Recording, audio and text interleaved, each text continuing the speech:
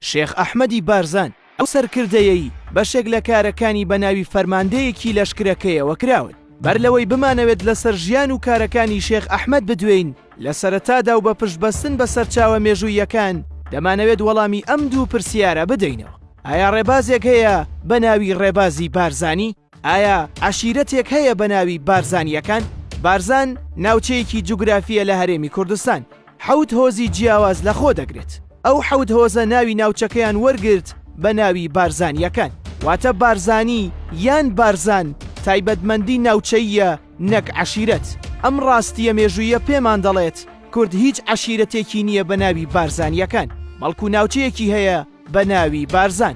هەرچی پەیوەستی ئەو پرسیارەیە کە ئایا ڕێبازێک هەیە بە ناوی ڕێبازی بارزانی؟ سەرچاوە مێژوویەکان ئەوەیان تۆمار کردووە کە بارزان لەبەر ئەوەی ناوچەیەکی جوگرافیە و عەشیرەت نییە، بە هەمان شێواز شۆڕشێک یان ڕێبازێکی دیاریکراو نییە بە ناوی ڕێبازی بارزانی، چونکە خاوەنداریەتی ناوچەکە ناکرێت بە شوناسی کەسێک. هەر جوڵەیەک بە ناوی بارزان پەیوەستە بە ژیانی ئەو 7 هۆزەی کە پێشتر لە یەکێک لە راپۆرتەکان ئاماژەمان پێکردووە. لێرەوە دەتوانرێ بوترێ ناوچەی بارزان هەمیشە بەهۆی هەڵکەوتەی جوگرافیەکەی ناوەندێکی کارای جم و جوڵی سیاسی بووە. یەکێک لەو جوڵانەوە سیاسیانە جوڵانەوەی کەسایەتی ئاینی ناوچەی بارزان شێخ ئەحمەدە. شێخ ئەحمەد کوڕی شێخ محەممەدە. لە پاڵەوەی سەرچاوەکان کۆگنین لەسەر ساڵێک بۆ لەدایکبوونی، بەڵام زۆرینەیان ساڵی 1892 جێگیر دەکەن. دوای وەفاتی شێخ محەممەد لە ناو ئەو 7 کوڕەی هەیبوون دەسەڵاتی بەخشی بە شێخ عەبدولسەلام، بەڵام دوایی شێخ عەبدولسەلام لەلایەن تورکەکانەوە لە سێدارە دەدرێ بەهۆی ملکەت نەبوونی. دواتر دەسەڵات دەگوازرێتەوە بۆ شێخ ئەحمەدی برای. شێخ ئەحمەدی بارزان هەر لە سەرەتاوە زۆر دژی سیاسەتی تورکەکان بوو، بە تایبەتی دوای لە سێدارەدانی براکەی. لە پاڵەوەشدا کۆمەڵێک فاکتەر هەبوو لە ناوچەی بارزانەوە شێخ ئەحمەد دژ بە دەسەڵاتی عێراق جەنگ هەڵبگیرسێنێت.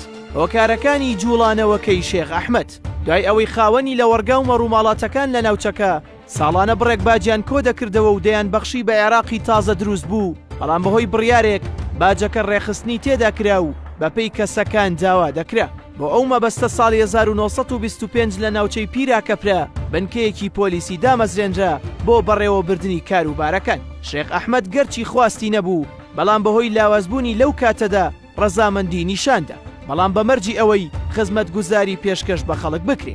سەرباری ئەوەش دەست لە کاروباری ناوچەکە وەرنەدەن، بەڵام بەریتانیا کە ئەو کاتە ناوچەکە لە ژێر ئیستیعماری ئەودا بوو مەرجەکانی قبوڵ نەکرد.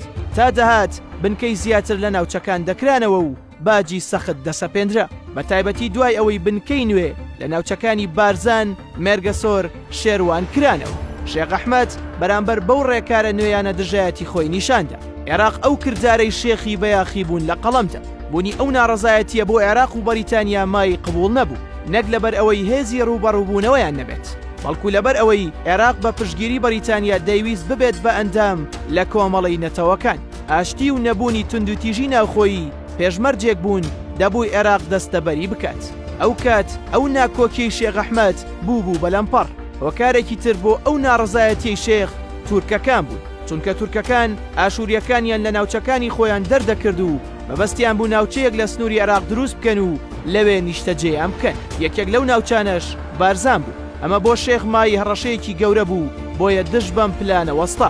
بەهۆی زاڵبوونی سیستەمی خێڵگەری و باوەڕبوونی ئاینی خەڵکەکە، ئینگلیزەکان ویستیان دەست بۆ کەسایەتی شێخ ئەحمەد درێژ بکەن. ئەوە سەرباری ئەوەی هەندێک سەرچاوە لە هەندێک قۆناغی مێژوویی باز لە توندڕەوی شێخ دەکەن بەرامبەر نەیارەکانی، بەڵام ئینگلیزەکان لەو کاتەدا ویستیان لە شکۆی بن و دەستیان کرد بە داتاشینی ناو وتیان شێخ داوای خودایەتی دەکات.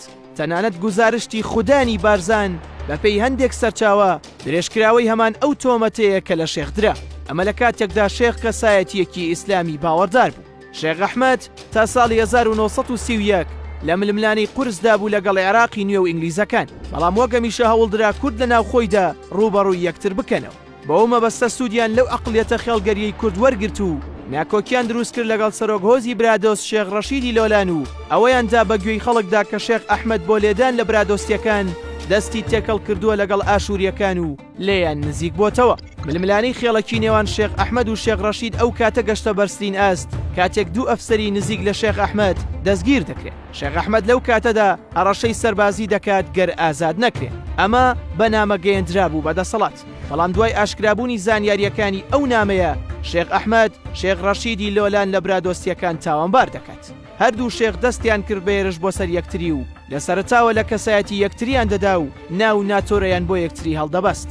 ساڵی 1930 ڕوبەڕووبوونەوە لە نێوان برادۆستیەکان و هێزەکانی شێخ دروست بوو. دوای ئەوەی ناوچەکانی بابکێ، گڕکاڵ، کوولەک کەوتە بەردەستی هێزەکانی شێخ ڕەشید، هێزەکانی شێخ ئەحمەدی بارزانیش کە لەلایەن براکەیەوە سەرپەرشتی دەکران بە ناوی مستەفا بارزانی هێرشیان کردە سەر برادۆستیەکان. 25 مانگی یەکی ساڵی 1930 شەڕێکی سەخت لە نێوان ئەو دوو هۆزە کوردیەدا دروست دەبێت. ئەمە لە کاتێکدا هەردوو هۆزەکە یەک دوژمنیان هەبوو. ئینگلیزی ئیستعمار و عێراق و تورکیای داگیر کرد. بەڵام بەهۆی بیرکردنەوەی خێڵەکی شەڕەکە درێژەی کێشا و دواتر بە سەرکردایەتی شێخ ئەحمەد برادۆستیەکان شکان و شێخ ڕەشید ئاوارەی ئێران. حکوومەتی عێراق بەیاننامەیەکی دەرکرد و شێخ ئەحمەدی بەهۆکاری نائارامی زانی لە ناوچەکە و تەنانەت دژ بەوە بەیانی دەرکرد کە برادۆستیەکان ڕوبەڕووی هێرشی لە ناوبردن بوونەوە لەلایەن شێخ ئەحمەدەوە. عێراق بە ناوی گێڕانەوەی ئارامی هێزی نارد بۆ ناوچەکە. ئەمە دوای ئەوەی گفتوگۆ شکستی هێنا ڕوبەڕووبوونەوە دروست بوو. 12 مانگی یەکی ساڵی 1932 عێراق فەرمانی هێرشی دەرکرد بۆ سەر بارزان. لەم شەڕەدا شێخ بە سوپاکەیەوە کە مستەفا بارزانی برای سەرپەرشتی دەکرد شکا و شێخ لەگەڵ سوپاکەی خۆی ڕادەستی تورکیای بکوژی براکەی کرد.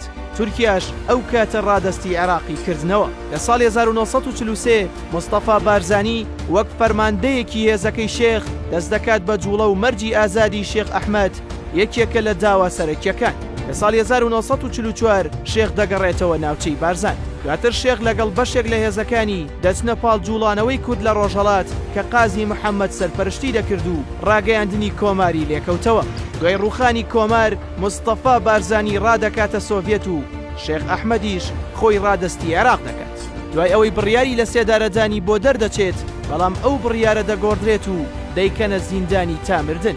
ساڵی 1958 دوای جوڵانەوەکەی عەبدولکەریم قاسم شێخ ئازاد دەبێت و دەگەڕێتەوە بارزان. ساڵی 1969 تەندروستی تێک دەچێت. لە 11 مانگی یەکی ساڵی 1969 لە شاری بەغداد وەفات دەکات.